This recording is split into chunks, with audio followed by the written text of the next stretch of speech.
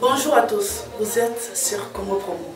Si vous aimez plus de vidéos, cliquez le bouton en bas, abonnez-vous à masse. Moi, Bérodès, je me suis déjà abonné. Il reste que le Congo Promo de Fatih, Bolandaka Congo Promo pour Ezolo ma vérité. Avec Congo Promo, it's not the same. C'est pas pareil. Rafineto. Check. Hugues la coiffe Ikote. Et enfin, je suis arrivé. Salon Hugues la coiffe Ikote. Non seulement c'est un salon de coiffure, mais aussi une machine de transformation des hommes et femmes. Regardez-moi comment je suis. Vilain. Mais attendez, 2 minutes. Bogart. Vous allez voir.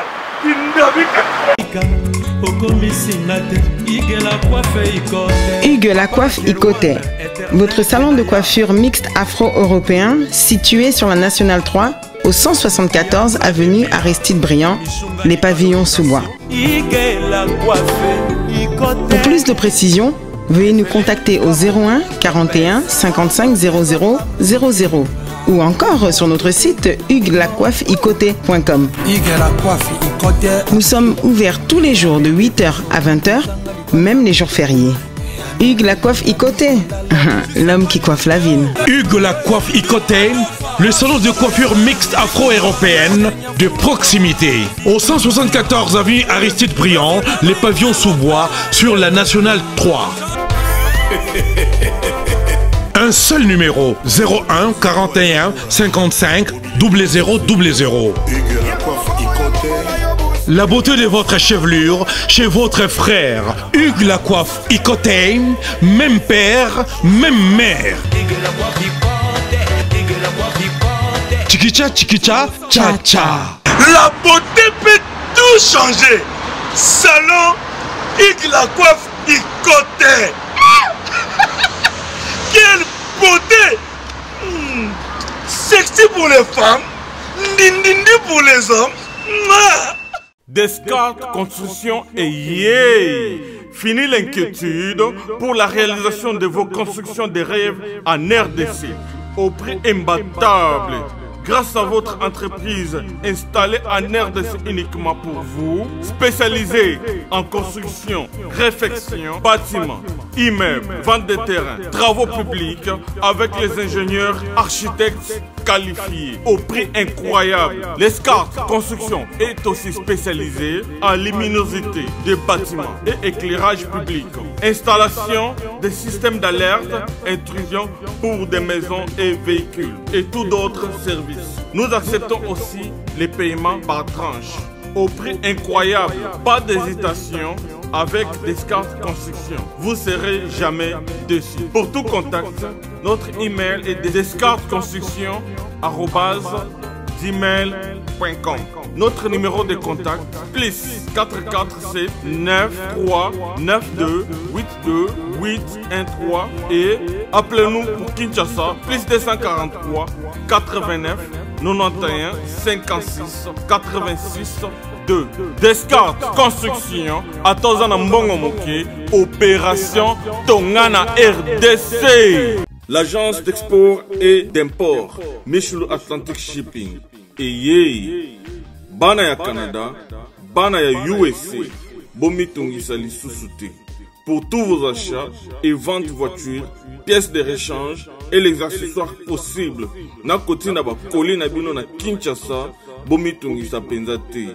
Please, bakoya koza koli tina ndako. Pour tout contact, benga Michel Lukadi.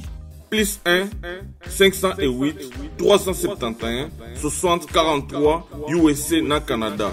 Pour la Kinshasa, benga na plus 243 89 551 30 38.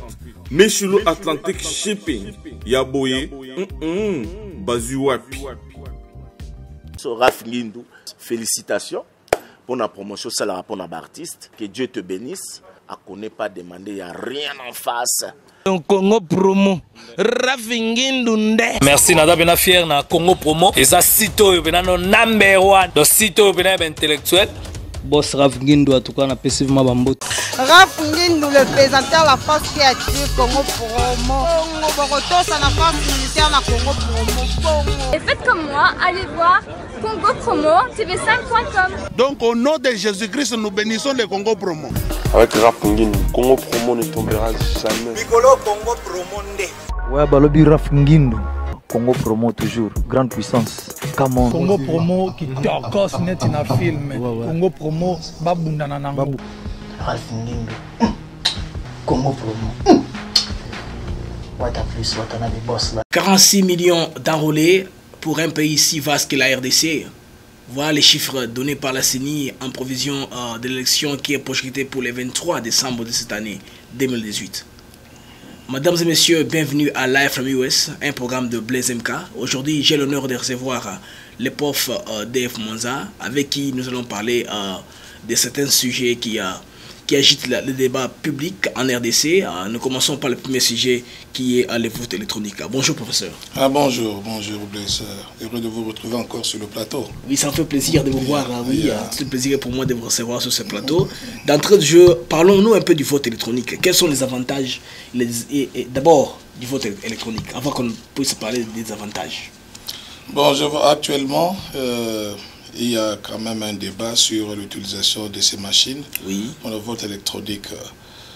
Le vote électronique, ce n'est pas un problème, comme M. Nang est en train de le présenter.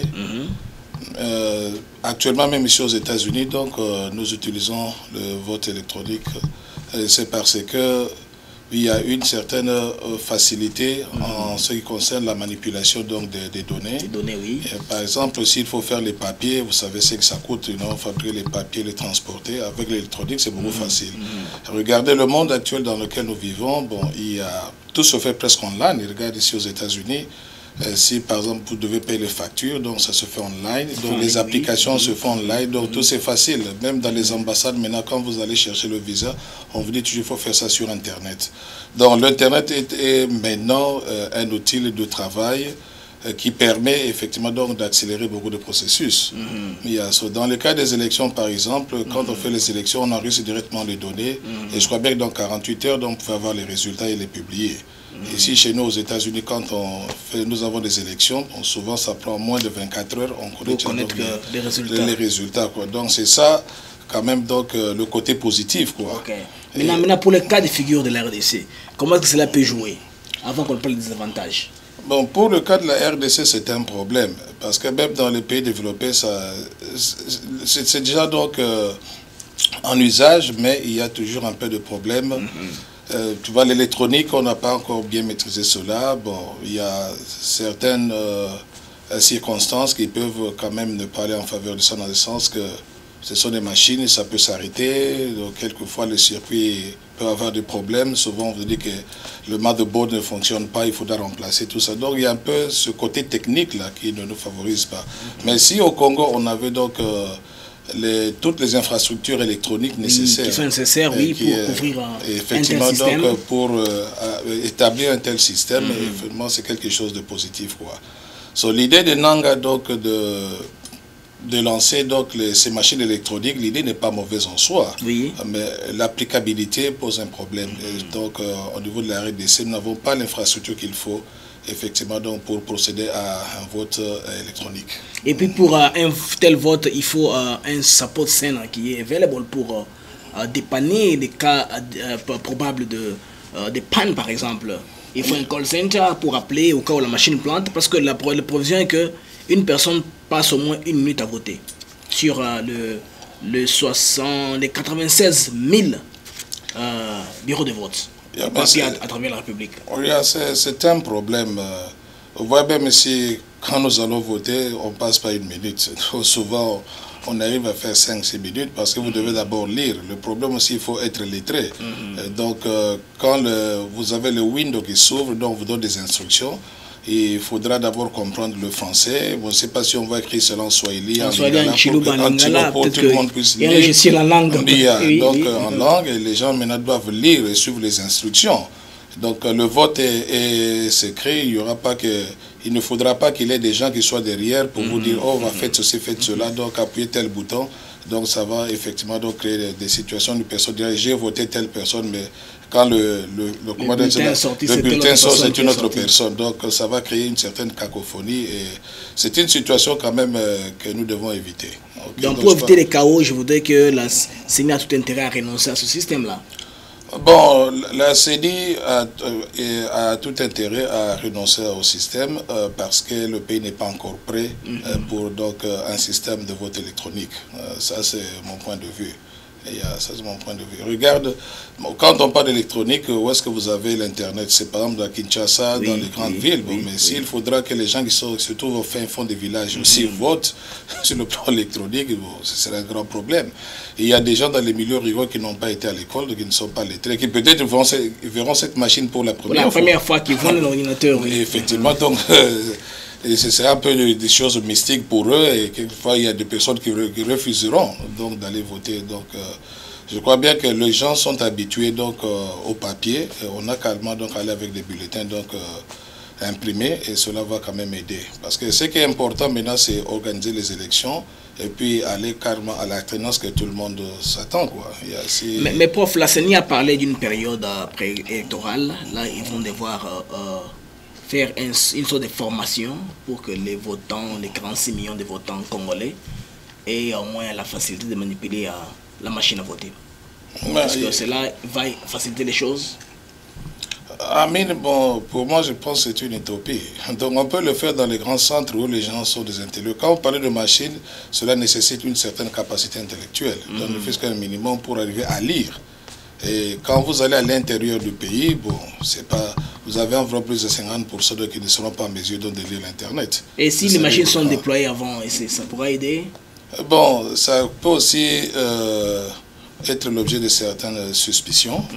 Donc, je crois qu'il faut éviter de déployer ça bien avant, quoi. Si déployer avant, c'est qu'il faudrait qu'on ait un informaticien par machine. Donc, dans les 76 000 ou 96 000 bureau de vote, il faudrait que la CENI puisse engager 96 000 informaticiens qui vont aider les gens à faire les votes. Bon, ça, c'est aussi un autre aspect donc, du problème. Je crois bien que si le Congo avait... Regarde déjà même à Kinshasa, nous avons le problème des routes. Donc déjà, cette infrastructure déjà donc, de base est dans notre premier écueil. On n'avait pas de route, il faudra transporter ces machines dans des pirogues, mettre ça sur le dos dans les brousses. Je crois bien que ce n'est pas adéquat pour le moment. Mais avec aussi l'apport et les moyens de la MONUSCO, ça ne peut pas toujours aider dans ce sens-là, comme nous avons la grande mission des Nations Unies à plus de 18 000 hommes déployés en RDC. Bon, ça c'est une façon de dire, mais la réalité sera autre. La réalité est autre. Tu sais, la MONUSCO est là depuis des années. Bon, la MONUSCO est arrivée pour une mission, mais jusqu'à présent, tout le monde se plaint. La mission n'est pas en mesure d'accomplir la mission pour laquelle elle a été assignée donc, au Congo. Bon, donc, s'il faut ajouter à cette plate-là les élections, ce sera aussi donc un grand problème. Quoi. Oui, pour parler de notre deuxième point, les processus électoraux, est-ce que vous pensez que le cap du 23 décembre sera respecté vu à l'allure des choses? Bon, le cap du 23 décembre peut être respecté. Bon, c'est question seulement de la volonté du peuple congolais. Donc, si le peuple congolais veut qu'il ait une alternance, afin que donc, le pays puisse quand même se remettre, et je crois bien que nous serons en mesure de le faire. Donc, tout dépend de la volonté. Comme on dit, donc, rien n'est impossible. Donc, vouloir, c'est pouvoir. Si on le veut, on sera en mesure donc l'année prochaine d'avoir un nouveau président pour le Congo, ça c'est pas un problème. Mais vous savez ce qui se passe dans notre pays, bon, il y a toujours trop d'amalgame, trop de dynamisme. Bon, c'est un peu comme dire une forêt, une jungle, la politique s'il faut le dire, ce sera un peu difficile, on ne sait pas où est-ce que vous allez. Mais si effectivement donc, le gouvernement, les politiciens s'il faut le dire, s'entendent et tiennent à respecter cette date-là, donc je crois bien que ce sera quelque chose de bon, même aussi pour le président Kabila, donc ce sera un big accomplishment, S'il peut amener le pays aux élections, mener le pays à l'alternance, donc ce sera quelque chose de bon pour lui. Ok. Maintenant, parlons maintenant de probables candidats à cette élection. Actuellement, les plateformes qui se font, qui se défendent, il y a de l'agitation, la turbulence politique, les alliances contre nature. Comment vous trouvez d'abord cette ébullition, je vais dire, ces pléiades de plateformes qui sont de se créer pendant ce temps en RDC? Bon, ça c'est typiquement congolais. You know? Laissez-moi dire, c'est typiquement congolais. Bon, tu sais, dans la communauté congolaise, on trouve ce genre d'histoire. Donc, vous savez, il y a 80 millions de Congolais. Bon, tout Congolais veut être président de la République. On risque d'avoir un jour 80 millions de candidats à la présidence de la République. Mais donc, actuellement, les choses sont tellement sérieuses. Il faudrait qu'aussi les politiciens mettent un peu de sérieux dans ce qu'ils sont en train de faire là. Nous devons effectivement quitter un peu la rue, comme on dit, en tant qu'intellectuel, s'asseoir, savoir ce que nous voulons faire pour notre pays. Bon, tout le monde veut être président, mais pour aider son pays, il ne faut pas nécessairement être président de la République. Il y a différents niveaux, vous pouvez donc quand même participer au développement de votre pays.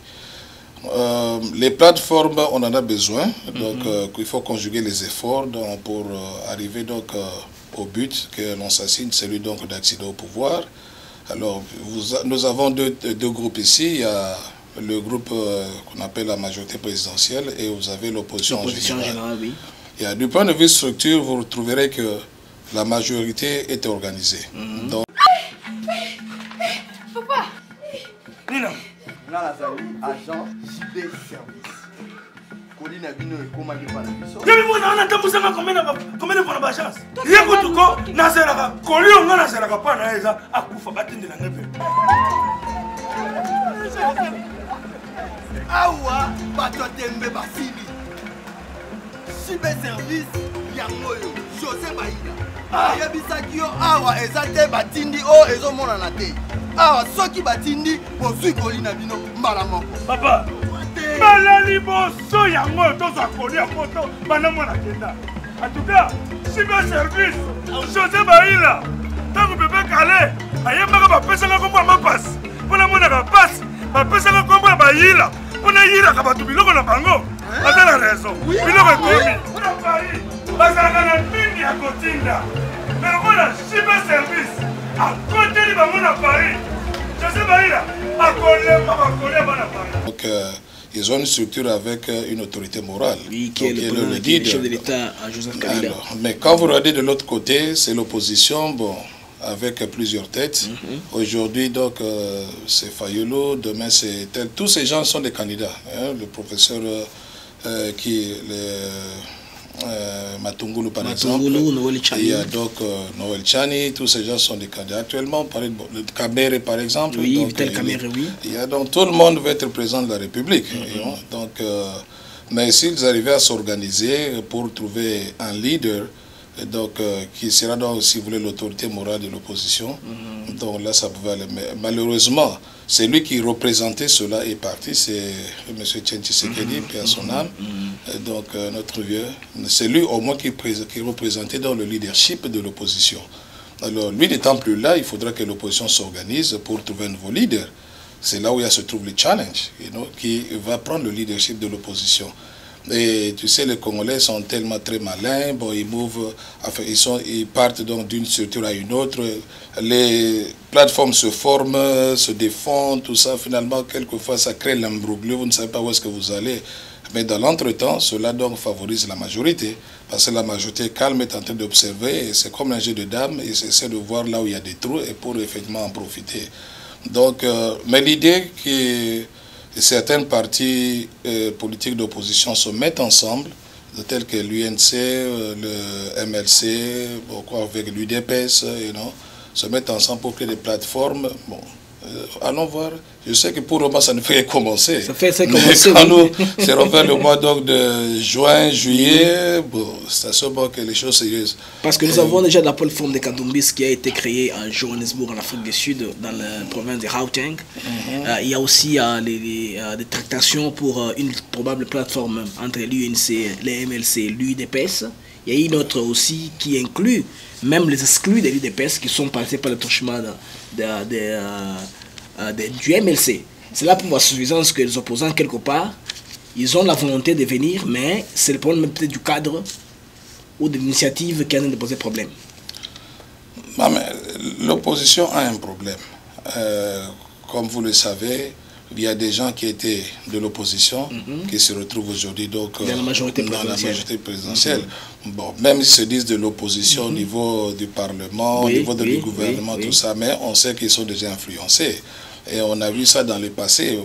Par exemple, à un moment, quand nous étions pendant la transition, il y a eu le cas, par exemple, de Kamitat et d'autres qui étaient au niveau du MLC. Ils étaient au Parlement dans le cadre, donc, sur le côté, si vous voulez, donc, du MLC. Et quand le chairman Bemba leur a demandé donc, de se retirer du Parlement, ils ont refusé. Il y a des gens qui ont été nommés au gouvernement, on leur demande de quitter le gouvernement, leur parti. Donc, on leur demande de quitter le gouvernement parce que le parti n'est plus en accord donc, avec ce que le gouvernement est en train de faire. Mais quelquefois, ces gens refusent. J'ai dit non, je suis bien au gouvernement, je dois fidélité au président de la République. Tu vois?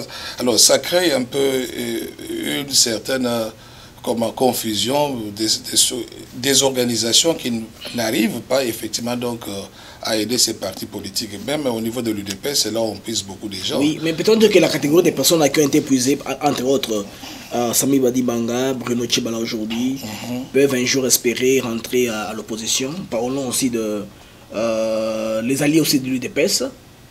Là, nous voyons le Lissanga Bonganga et autres.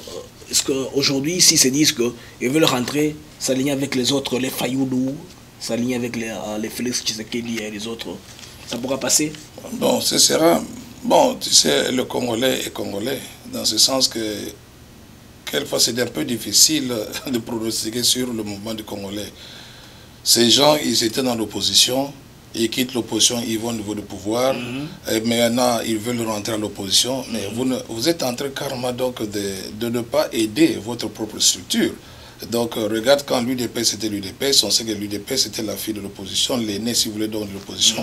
Et donc quand on parlait UDPS au Congo, on parlait de l'opposition, c'était l'UDPS. Vous voyez l'UDPS, oui. Number one. Et quand on parle des opposants, on voit Tshisekedi number one. Mais maintenant, Tshisekedi n'est plus sur l'échiquier. Bon, maintenant, nous avons un problème avec ceux qui restent. Il y a son fils qui essaie un peu donc de reprendre la place donc de son père au niveau donc de l'UDPS.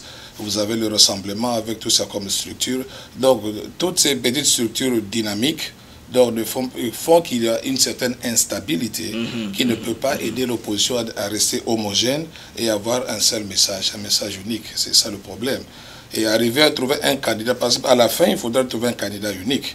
Bon, c'est à un moment donné, quand, je crois en 2016, si je me rappelle bien, bon, l'UDPS voulait regrouper tous les gens pour avoir un seul candidat. Il y a eu des problèmes. On a vu Kamere sortir et donc être aussi candidat présidentiel.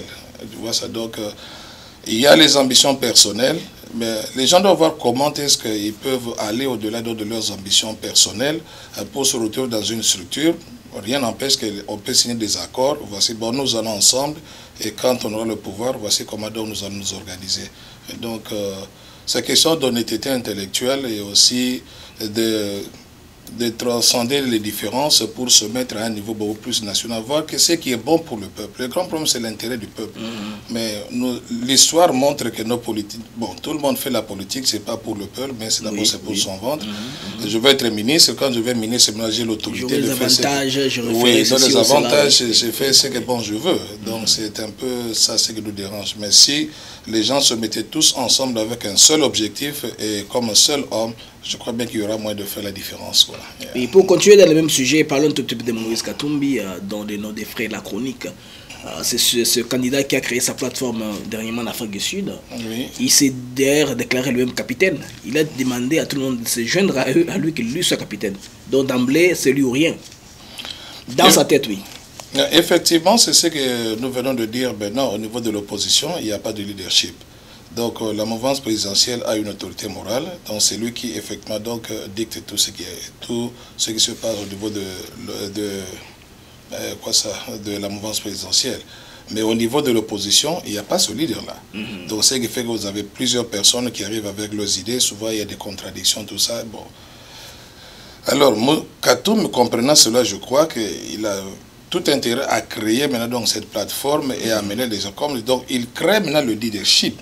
Donc il doit aller maintenant vers les élections. À ce moment, tout le monde se regroupe tout autour de lui et il devient le leader. Maintenant, et tout le monde va travailler donc effectivement donc en dessous de lui, donc sous sa couverture pour accéder donc au pouvoir.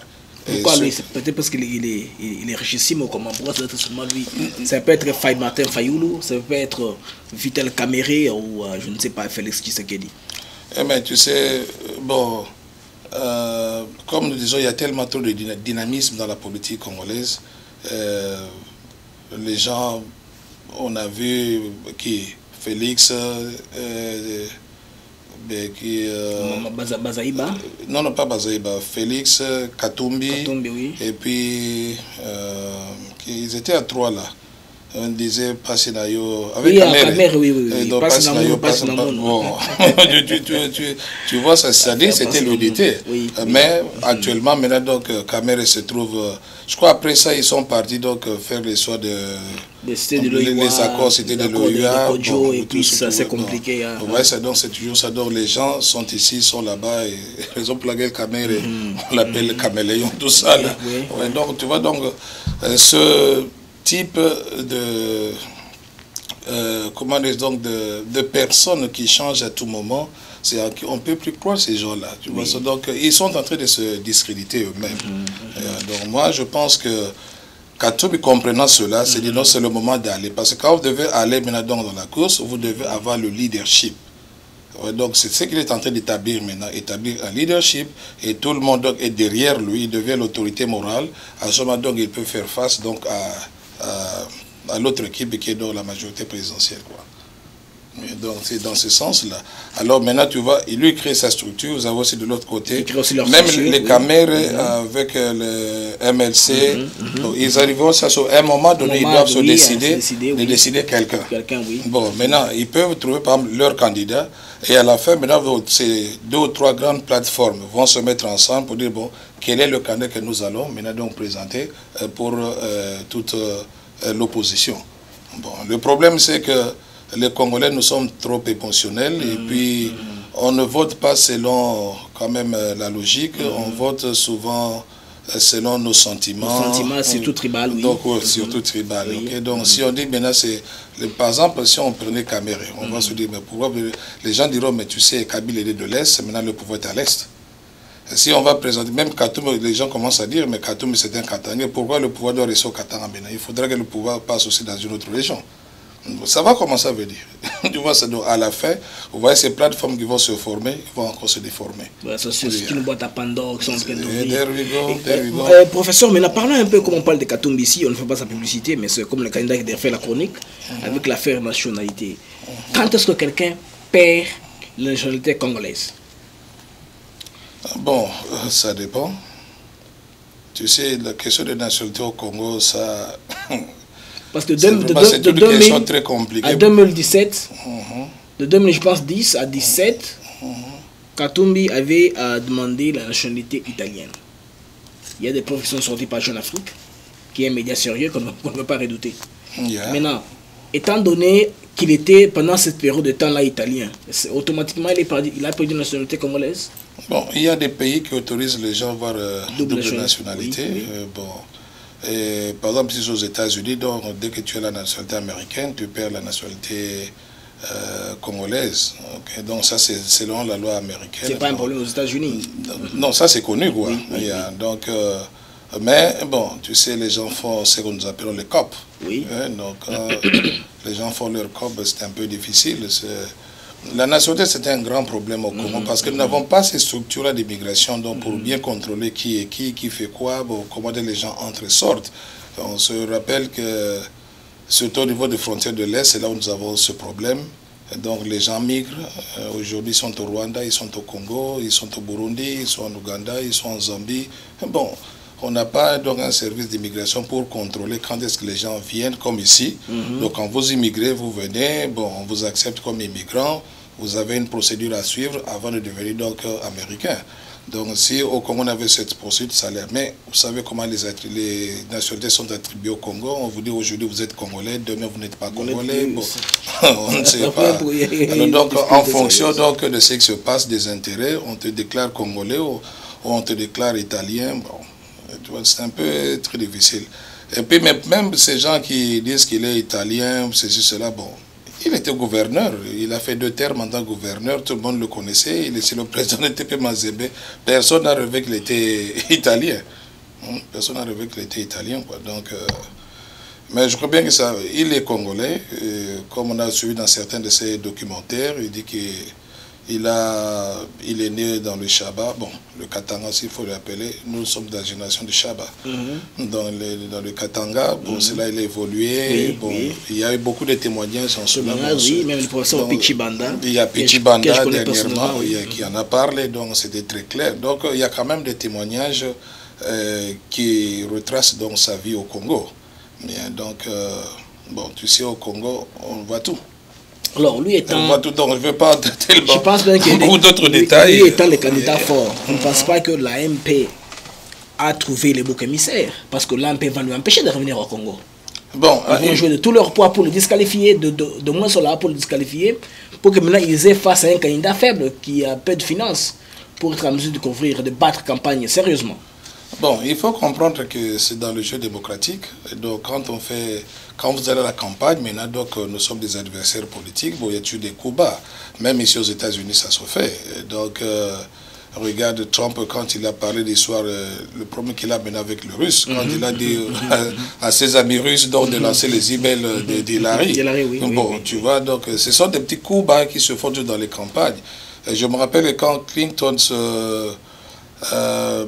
je crois en 91, 92, quand Clinton était allé aux élections avec l'autre, c'est Bush le père. Et donc, tu vois, on a carrément dit que Clinton n'avait pas fait le service militaire, qu'il avait fui. Ouais, il n'a jamais été au Vietnam. Il n'a jamais été au Vietnam. Bon, donc, on cherche toujours des points là sur lesquels on peut se baser pour te décourager.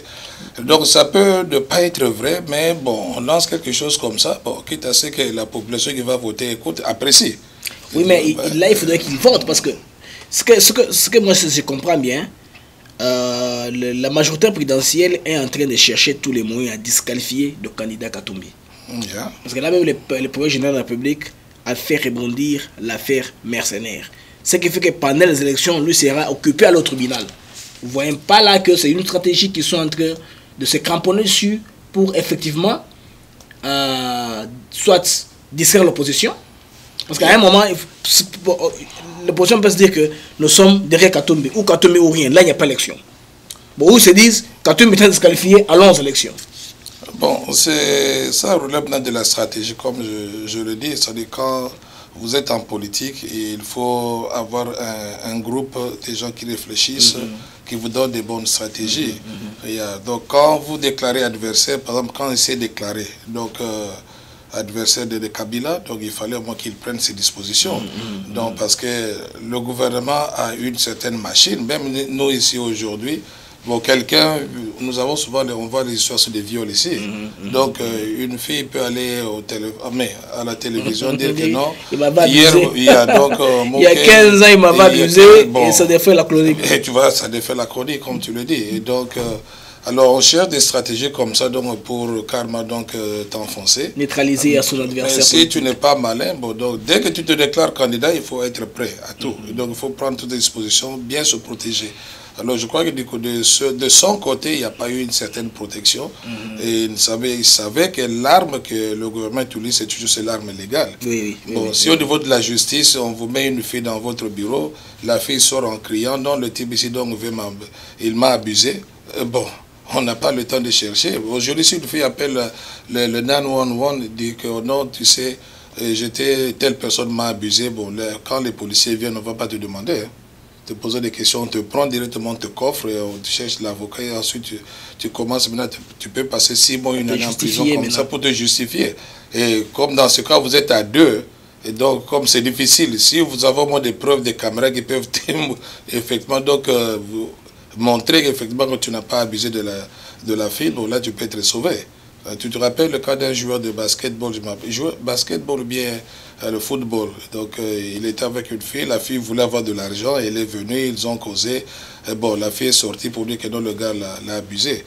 Et heureusement, ce qu'il a sauvé, bon, il avait les caméras de sécurité et qui ont pu effectivement donc montrer qu'il n'y a eu rien. C'est ainsi que la fille a été arrêtée aussi à son tour. Donc en politique, tous les coups sont possibles, c'est question d'être vraiment très prudent. Mais je crois bien que de ce côté-là, il y a eu cette imprudence-là. De la part de Katumbi, oui. Même quand il a demandé de sortir, oui, on a dit, bon, allez-y. Et maintenant, dès que tu sors, on dit, tu ne peux plus rentrer. On te force maintenant d'exil. Et se retrouve maintenant donc en situation où il ne peut plus rentrer. Et les gens disent, s'il rentre, parce que c'est un repris de justice, il sera arrêté. Donc, tu vois, c'est ça le problème. Alors, pour qu'ils ne soient pas arrêtés, ils ont eu donc, c'est ainsi que l'Église se bat pour l'accord de Senko. Parce qu'à travers cet accord, bon, c'était prévu qu'effectivement, qu'on le laisse, que tout le monde rentre, et qu'il y ait la messe pour tout le monde. Bon, mais c'est un peu trop compliqué, c'est ça la politique. Hein. Il faut être très prudent. Nous étions là. Ok, prof, avant de terminer, je voudrais qu'on puisse parler de ce livre-ci. Je peux avoir une copie. Oui, oui, et nous avons le petit ici et le grand. Oui, le grand là. Le grand, c'est celui-ci. Ce sont les livres du professeur Dr Noel Tchani que nous avons réussi ici à Houston. Et professeur, vous et moi, nous avons eu la chance de lire ce livre qui était publié aux éditions Panthéon à Paris. Des Panthéons à Paris, c'est là où le film a été publié. Ici, les professeurs parlent d'un plan Marshall d'un certain montant devra aider la RDC à se développer. Et ce livre, je vous signale qu'il a été paraphrasé par l'ex-président sénégalais Abdou Diouf. Professeur, est-ce que les idées de la plateforme de Katumbi sont posées dans ce livre? Maintenant, j'ai suivi dans les news que le docteur Chen était tellement fâché, il a dû réagir. Bon, maintenant, quand vous... Personnellement, je n'ai pas suivi le discours de Katumbi, mais j'ai suivi l'intervention, je crois, d'un des politiciens, un certain Sessanga, je crois. Denis Sessanga, oui. Un élu de Kasumba, du Kassai occidental. Donc, il parlait donc de piliers. Alors, le docteur Tchani veut le poursuivre pour plagiat, pour le plagiarisme. Mais docteur Tchani parle de 7 piliers. Oui, donc, ce que je veux dire que le docteur Tchani, j'ai lu ses livres, c'était très intéressant. D'abord, je ne sais pas donc si je peux lui dire bonjour, là il se trouve actuellement. Oui, Tchani, oui. Je sais qu'il est toujours aux États-Unis. Il est à Washington, oui. À Washington, il voyage à travers le monde. Oui. Ok. Peace be with you, doctor. Ok. Le livre est très intéressant. Quand il est arrivé ici, il nous a fait un exposé vraiment magistral. Tout le monde était très étonné. Donc, je peux dire, parmi nos politiciens, les économistes, c'est quelqu'un qui a dû faire un travail scientifique chirurgical. En détail, ça lui a vraiment une étude chirurgicale de la situation de développement du Congo. Et pour arriver à proposer comme solution le plan Marshall. Le plan Marshall pour le développement du Congo. Donc ça, c'est le travail, effectivement, qu'il a mis dans ce livre-ci. Et c'est un livre très important, très nécessaire. Et je pense que même la plupart des Congolais doivent le lire. Okay, ça peut inspirer beaucoup de personnes. Mais en ce qui concerne donc, le plan de développement donc, de Moïse Katumbi, bon, il a parlé des piliers. Bon, le problème qui se pose, et quand vous parlez des plans Marshall et des piliers, bon, il y a kind of plage, si vous voulez. Un chevauchement. Parce que le pilier, c'est un terme général. Oui. Mais lui, il l'a placé dans un contexte bien déterminé et ça a été écrit dans un livre. C'est-à-dire, quand toi, tu donnes des idées, et tu développes un sujet et tu publies ça, et à la fin, on dit toujours, donc, par exemple, sur les bulles, là, dans d'autres livres, on met copyright reserve. Ou bien, comme il le dit ici dans le livre, je crois... Il y a toujours ce qu'on appelle le disclaimer, donc une déclaration, là où vous dites que, pas mes lunettes, attends, je vais prendre mes lunettes là. Oui.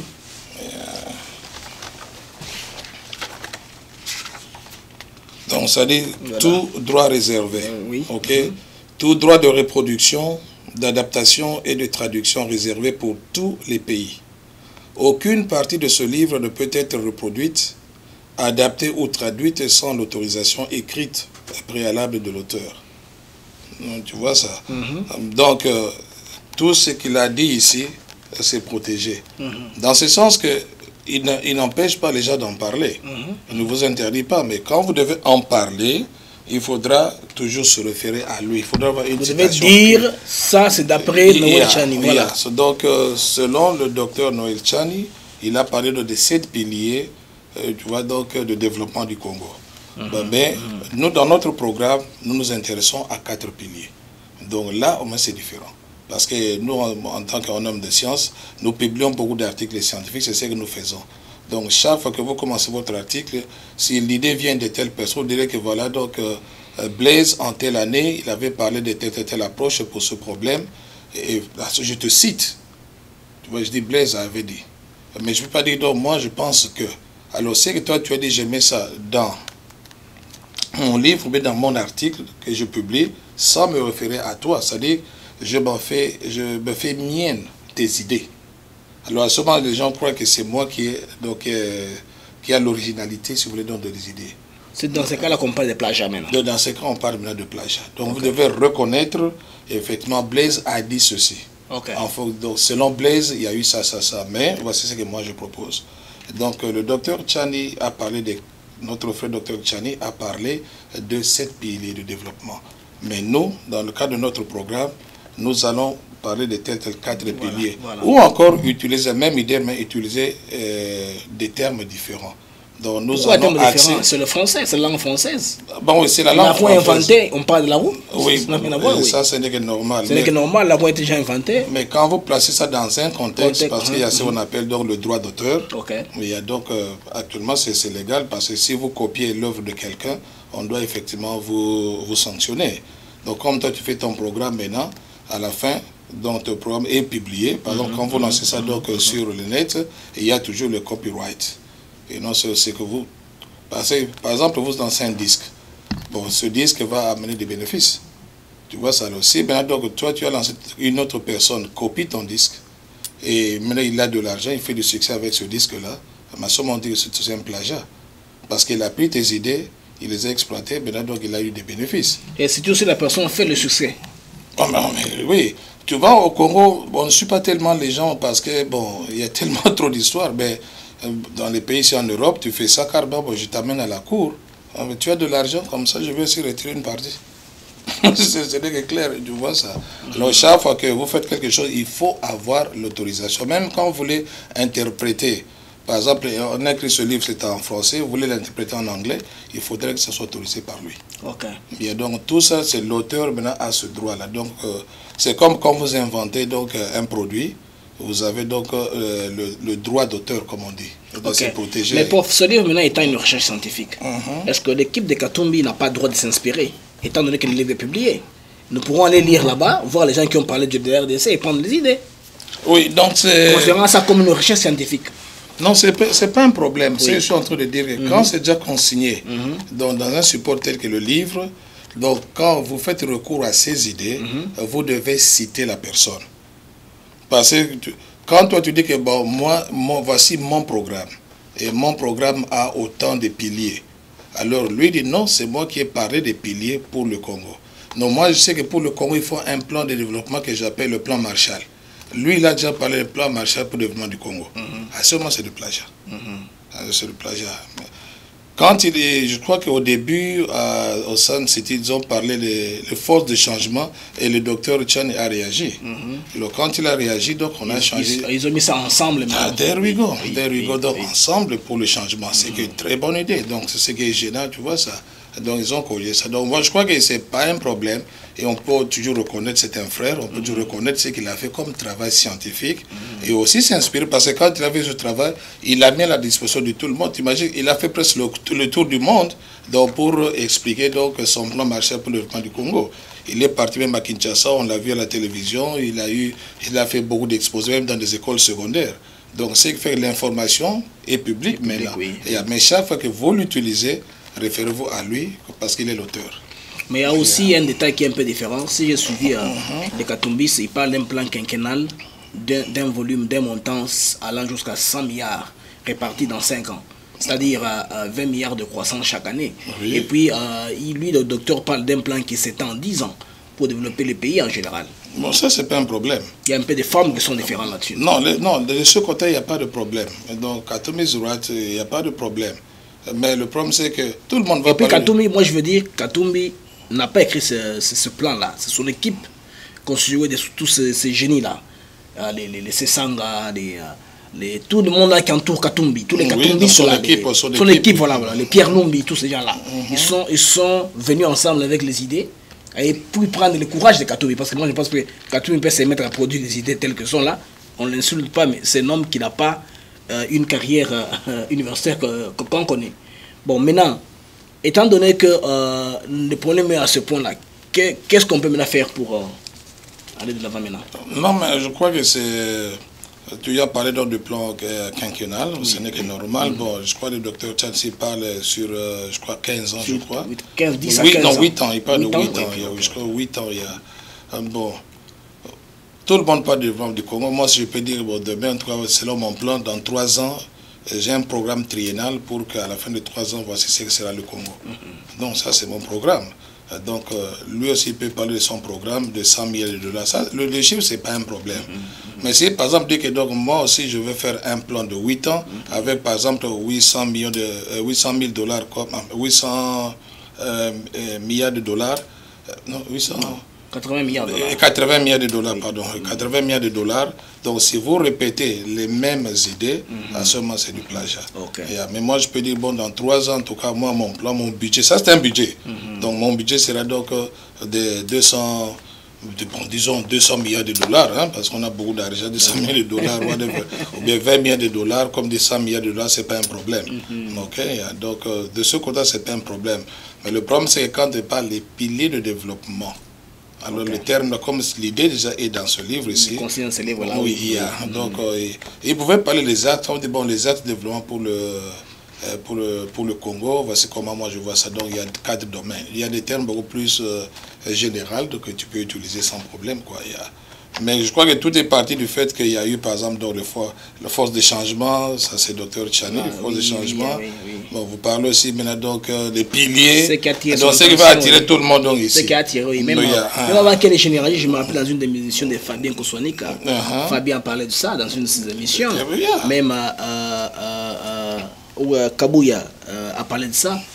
Jano Kabouya de Banamikeli a parlé aussi de cela. C'est un peu... Même ici à Houston, il a fait la présentation à Houston. Oui, il est venu ici, ça fait une année, hein, je pense. Non, ça fait en 2016. En 2016, oui, c'est presque une année qu'il était ici. À l'occasion de la célébration du 30 juin. Voilà, 30 juin de 2016. Donc, il a parlé de ça. Donc, c'était intéressant. C'est-à-dire qu'il y a des termes que tout le monde utilise, mais quand ça se trouve dans un contexte bien déterminé, donc quelqu'un publie un livre, donc vous pouvez parler de lui, vous pouvez avoir ses idées, ben, c'est toujours... Peut-être vous prenez les idées, donc vous les transformez, comme nous avons parlé, force de changement, dit non, ensemble pour le changement. Tu vois ça, donc pilier de développement, dans les axes de développement pour le Congo. Et le domaine de développement. Donc il y a moyen de le dire, quoi. Mais lui peut dire non, il y a eu plagiat parce que moi j'ai parlé, c'est moi qui ai parlé des piliers. Mais je crois bien qu'en tant que Congolais, frères, donc nous devons essayer un peu de transcender nos différences, aller un peu beaucoup plus, voir ce qui est obligé. Même si Katoumi parle des piliers, bon, je ne vois pas pourquoi le docteur Tchan aussi, en fait un problème. Ça c'est mon point de vue personnel. Donc il ne peut pas en faire un problème parce que en publiant ce livre-là, vous donnez des idées aux gens. Bon, et peut-être il les applique d'une façon ou d'une autre, sans faire attention, à certains détails de légalité et en termes donc de droit, de protection donc des œuvres.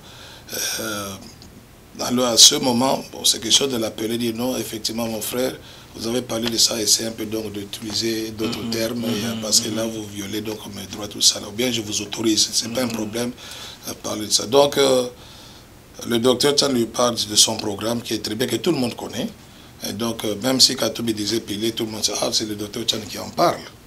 Tu vois ça. Donc bon, pour moi c'est pas un problème, c'est quelque chose de se mettre ensemble, de savoir ce que l'on veut. Parce que ce sont des bonnes personnes.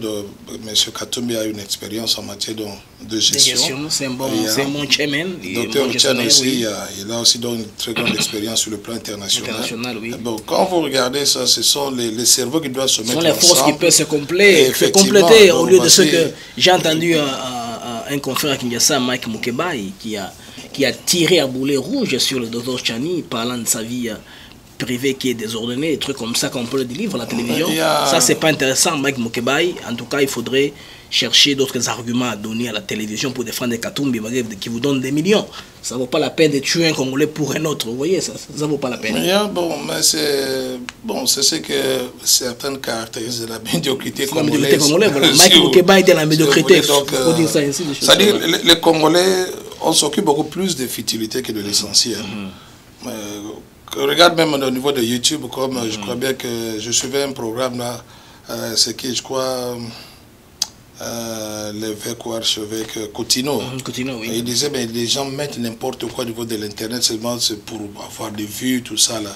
Et il y a des fois, tu lis un article, on dit, Kabila va partir demain. Oui. Et bon, vous commencez à voir... Vous l'attention, il n'y a rien de ça. Vous ne voyez rien de Kabila. C'est un contexte vide. Et on vous montre Kabila en train de recevoir les délégations étrangères. Donc on dit que peut-être c'est pour avoir des vues. Mais dans l'entretemps, ça n'aide pas notre cause. On truque un peu les sujets. Nous devons avoir un peu de la patience et aussi avoir un peu de la tolérance. Donc... Et quand il y a un problème, quand je vois les frères, d'autres frères africains, donc ils ont quand même une certaine façon de régler leurs problèmes. Alors nous avons trouvé l'Internet comme étant l'échiquier public. Tu vois, c'est comme en Afrique. Quand vous avez des problèmes de la maison, vous sortez à l'extérieur dans la rue, tous les voisins vous écoutent. Alors maintenant, quand il y a un petit problème, c'est sur Internet. Donc j'ai un problème avec toi, je vais t'insulter, je vais sur Internet. Oui, c'est la télévision entre les mains. Bon, alors, la télévision entre les mains. Et l'avantage, c'est que je me cache, je suis là, je t'insulte, je sais que tu ne vas pas venir ici donc, pour régler mes comptes. Tu vois, ça, donc je crois bien que c'est un peu malhonnête. Mais au niveau aussi des intellectuels, nous devons quand même faire un effort, nous devons quand même faire la différence. Il y a un problème. Appelle donc ton frère au téléphone, ça ne sert à rien d'aller sur l'internet, parler, dire voilà mon frère, je ne suis pas content pour ceci, cela. Donc on doit se supporter donc les uns les autres. Regardez les politiciens américains ici, il y a ceux qui sont dans les républicains, les démocrates, mais ce sont des amis. Ils se rencontrent le soir, ils partagent donc dans les restaurants ensemble, ils partagent des idées, mais demain quand ils sont au Parlement, ils disent nous sommes d'accord, nous ne sommes pas d'accord, tout ça. Bon, il y a quand même des luttes, mais donc nous sommes des frères. Parce qu'on ne peut pas construire ce pays quand nous passons notre temps tous donc à débattre, à discuter, à nous insulter de part et d'autre. Quelqu'un fait quelque chose, directement vous êtes sur l'internet, vous avez Katumbi, ceci, cela, tout ça. Dr. Tchan, c'est cela. Non, je crois bien que cela, nos journalistes doivent comprendre. Que cela. Je me rappelle, je suivais un certain Safou. Daniel Safou. Oui. Il disait, bon, en Afrique, moi je suis aussi, en tout cas, je vais me lancer dans la politique. Plus tard, je pourrai aussi diriger ce pays-là. C'est une ambition personnelle. Il y a quelqu'un qui s'est levé dans la salle et qui dit, non, c'est moi qui serai, et moi, c'est moi qui serai président. Alors, vous voyez donc des histoires comme ça. Et ça a créé, heureusement, bon, ça fait été malin, il a su comment, donc, gérer la situation. Il a géré la situation. Donc, au Congo, tout le monde veut être présent, mais il y aura seulement une seule chaise. Donc, pas tout le monde peut être président. Mais c'est question de nous mettre ensemble, de comprendre qu'est-ce que nous voulons pour ce Congo. Parce que c'est comme vous êtes dans une maison, vous devez savoir ce que vous voulez pour votre vie. Mais si les Congolais ne savent pas ce qu'ils veulent du Congo, effectivement, les autres viendront et ils nous diront ce qu'eux veulent du Congo. Donc c'est ce qui arrive aujourd'hui. N'oubliez pas qu'il y a une année, nous avons fait le programme sur la balkanisation du Congo. Là, c'est aussi un sujet qui est toujours, comme je l'ai dit, donc toujours pending. Nous allons y rentrer au fur et à mesure que le temps avance. Voilà, prof. Nous sommes arrivés à la fin de ce programme. J'ai profité de l'occasion pour souhaiter mes condoléances à mon frère Moïse Moussampa qui a perdu sa femme au niveau de la Suède et sera sûrement inhumé la semaine qui vient. Mesdames et messieurs, bonjour et à la prochaine. Bonjour à tous, vous êtes sur Congo Promo. Si vous aimez plus de vidéos, cliquez le bouton en bas, abonnez-vous en masse. Moi, Bérodès, je me suis déjà abonné. Il reste que